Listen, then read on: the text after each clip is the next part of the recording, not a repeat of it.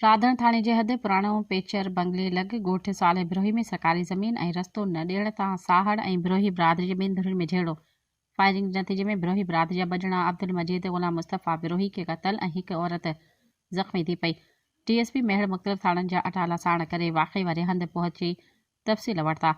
लाश खे राधण अस्पताल पोस्टमार्टम कराइण बाद वारसनि लाश पंहिंजे ॻोठ खणाए विया। जॾहिं त झेड़े खां पोइ छिकताण बरक़रार हुजण बाद पुलिस पारां साले बिरोही ॻोठ ॿाहिरां पिकेट लॻाई वई।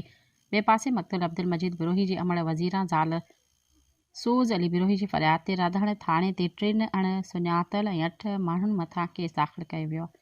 मक़तूल अब्दुल मजीद बिरोही जे भाउ मोहम्मद अमीन बिरोही ऐं मीडिया सां ॻाल्हाईंदे चयो त मंज़ूर मीलाणी साहड़ ॾाढ करे मुख़्तलिफ़ बिरादरी जे नाले वारा रूपोश दोहारी हथियार बंदि साण करे असांजे ॻोठ ते कड़ो चाढ़े घरनि जे मथां काह करे हथियारनि जा मुंहुं खोले छॾिया आहिनि। घरनि में घिड़ी असांजा 2 माण्हू अब्दुल मजीद पुटु सब्ज़ल बिरोही ग़ुलाम मुस्तफ़ा पुटु मुराद बिरोही खे क़तल ऐं हिकु औरत खे ज़ख़्मी करे फ़रार थी विया आहिनि। SSP दादू खे अपील था कयूं त असांजा बेगुनाह क़तल थी वियलनि जा क़ातिल गिरफ़्तार करे असांखे इंसाफ़ फ़राहम कयो वञे ऐं केस दाख़िल थियण बाद का बि गिरफ़्तारी अमल में नाहे आई।